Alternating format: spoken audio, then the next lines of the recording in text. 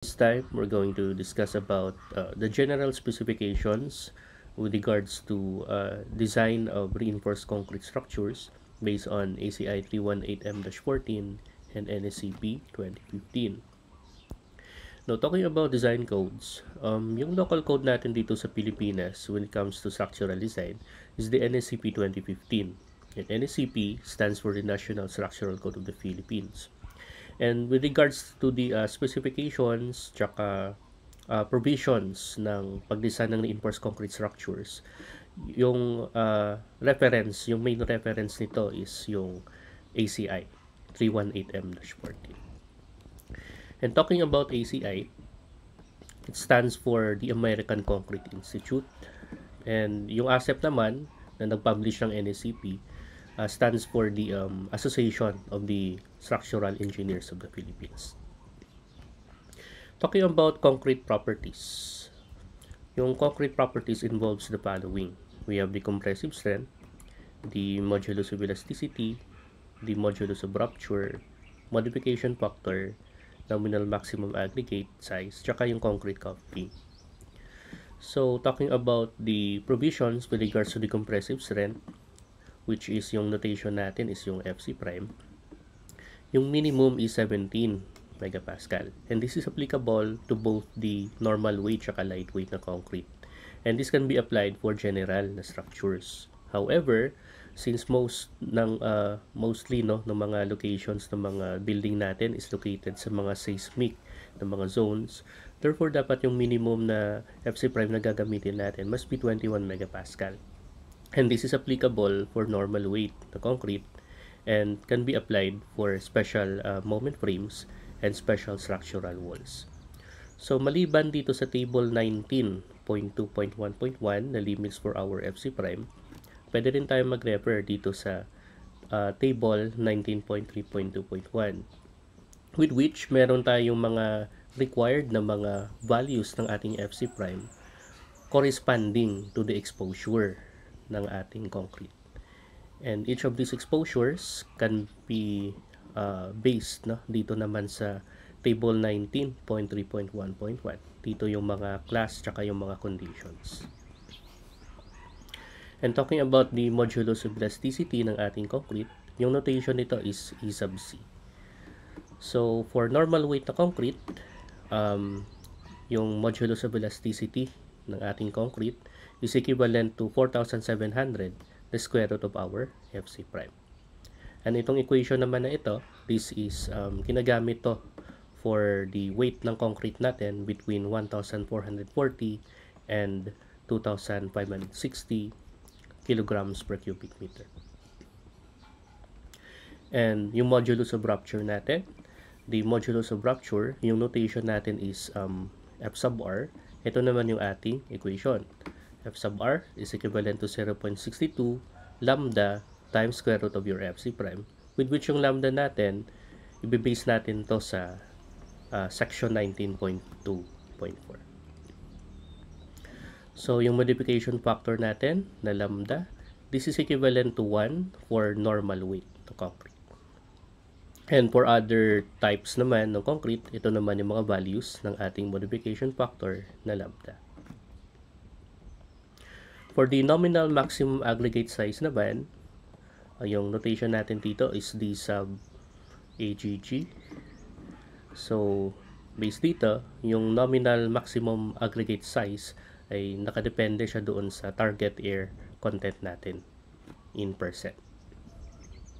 However, sa actual, dapat yung maximum aggregate size natin must be 3/4 inch. So, if we're going to convert yung 3/4 inch to millimeters, that is equivalent to 19 millimeters. So, mostly na ginagamit natin na value ng diameter ng ating aggregate is 19 millimeters.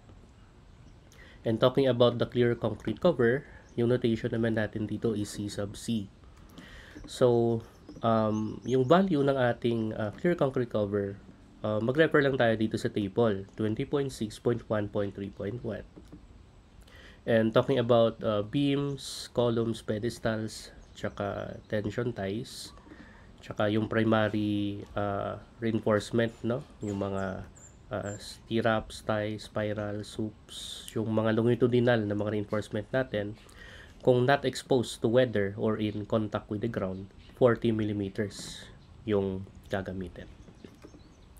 For our slabs naman, joists and walls with which not exposed to weather or in contact with the ground, tsaka if yung rebar size is number 36 and smaller, meaning nito 36 mm diameter or smaller yung diameter ng rebar natin, 20 mm yung gagamitin.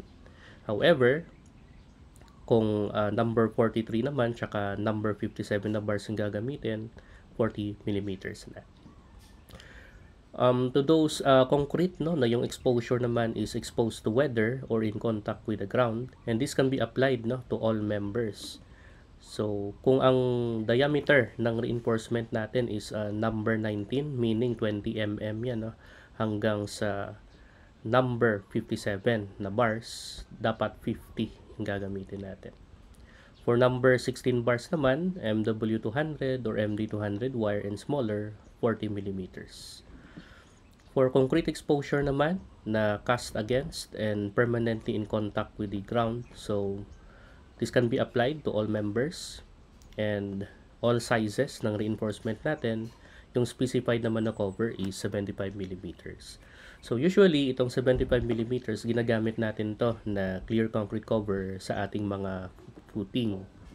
Tsaka 40 or 50 millimeters naman yung ginagamit naman natin sa mga beams tsaka columns. And yung 20 millimeters, ito yung usually na ginagamit natin sa ating mga slabs. Steel reinforcement properties. So talking about the steel reinforcement, we're going to deal about the yield strength, the yield strain, tensile strength to yield strength ratio, yung rebar diameter based on PNS. So yung PNS natin dito stands for the Philippine National Standards, and number 5, the elastic modulus. So yung yield strain or F sub y based dito sa table 20.2.2.4a, the maximum value daw ng ating Fy or Fyt permitted for design calculations for with which yung usage nito is for flexure, meaning sa mga beams natin, axial force sa mga columns, and shrinkage and temperature sa mga slabs natin, especially for special seismic systems. Yung maximum value ng Fy doon natin dapat 420 megapascal. So in short, pwede rin tayong magamit ng 280 megapascal, pero dapat hindi lalampas sa 420. For yield strain, yung symbol natin dito is yung epsilon sub y. As stated here in this provision, for deformed reinforcement, strain sub Ty shall be Fy all over E sub S. Wherein yung Fy natin is our yield strength, tsaka yung E sub S naman is the modulus of elasticity ng ating rebar. It also stated here na for grade 420, deformed reinforcement, it shall be permitted to take down the value na yung value ng ating yield strain must be equivalent to 0.002. Then we have the tensile strength to yield strength ratio. Ito yung TS all over YS. So according dito sa section, deformed non-pre-stress longitudinal reinforcement resisting earthquake-induced moment, axial force, or both in special moment frames, special structural walls, and all components of special structural walls, including coupling beams and wall piers, shall be in accordance with A or B. Letter A, we have the ASTM A706M, grade 420, and letter B, ASTM A615M, grade 280, reinforcement if I and double I are satisfied, and ASTM A615M, grade 420 reinforcement if I 23 naman are satisfied. So ito yung mga conditions. So una, actual yield strength based on mill test does not exceed Fy by more than 125 megapascal. And number 2, ito na yung ratio ng actual strength tensile strength to actual yield strength must be at least 1.25. And number 3 na condition, yung minimum elongation in 200 mm shall be at least 14% for the bar sizes number 10 through number 19. So, meaning nito, from 10 mm hanggang 20 mm. At least 12% naman for bar sizes number 22 through number 36. And at least 10% naman for bar sizes number 43 and number 57. So, yung rebar diameter natin, yung notation natin dito is D sub bar. So, we have two types of classifications, no? Naka-base kasi ito sa unit. So, if we're going to make use of the English system of units or the US system of units, naka-standard inch pound bars yung gagamitin. So, that's why meron tayong mga bar numbers 3 hanggang 18. For soft metric naman na mga bars, ito yung mga equivalents. We have bar number 10 hanggang 57. So, meaning nito, if such cases na may ma-encounter tayo na statement na bar number 10, meaning nito is approximately about mga 10 millimeters yung diameter. However, if we're going to refer sa PNS or Philippine National Standards, yung mga available na diameter ng bar natin are the following. We have 10 mm, 12 mm, 16, 20, 25, 28, 32, 36, 40 hanggang 50.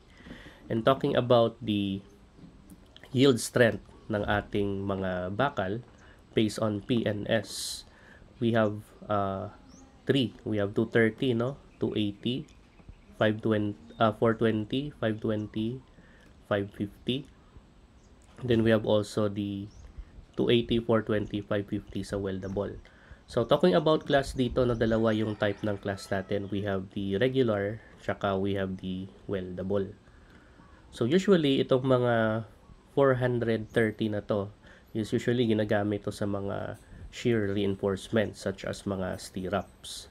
Itong 280 naman, tsaka 420, so usually ginagamit to sa ating mga longitudinal bars. Yung 280 pwede rin nating gamitin to sa mga shear na mga reinforcement. However, based on the code, 'di ba, dapat hindi pwede nating gamitin tong 520 tsaka 550 kasi based doon sa code, dapat hanggang 420 yung maximum na yield strength ng ating bakal, especially for seismic prone na mga areas. And talking about the diameter of our ties, so nakalagay dito, the diameter of tie bar shall be at least A or B. So letter A, number 10 enclosing number 32 or smaller longitudinal bars. So, ibig sabihin, 10 mm daw yung gagamitin natin if yung longitudinal bars are 32 mm or smaller. Sa letter B naman, number 30 naman daw yung gagamitin. Number 13 refers to 12 mm. So, 12 mm daw yung gagamitin nating diameter ng ating tie bars na mag-enclose sa 36 mm or larger na mga longitudinal bar diameters. Tsaka, 12 mm din yung gagamitin for pandelled na mga longitudinal bars. Then we have the elastic modulus of our steel. So based sa ating code, the modulus of elasticity E sub S for non-pre-stressed bars and wires shall be permitted to be taken as 200,000 megapascal. So constant. And then we have the strength reduction factors. So nakadepende to kung we have the spiral tsaka tide ng mga columns. For tide columns tsaka tension controlled, 0.9 dapat yung gagamitin natin. For compression controlled naman, 0.65. For transition, yung gagamitin naman natin na equation is itong equation na to, which is derived from dito na figure. For spirals naman, yung tension controlled must be 0.9, tsaka yung compression controlled naman is 0.75. For transition, ito naman yung ating equation. So, yung derivation nito no, is naka-base to dito sa figure. Next is yung maximum strain at the extreme concrete compressive fiber. So, we have the epsilon sub Cu. So, based sa code, yung value nito must be equivalent to 0.003. Next naman is yung development ng ultimate strength flexure theories. So, it started noong 1899. There is an evolution when it comes to the analysis no, ng ating ultimate strength na flexure.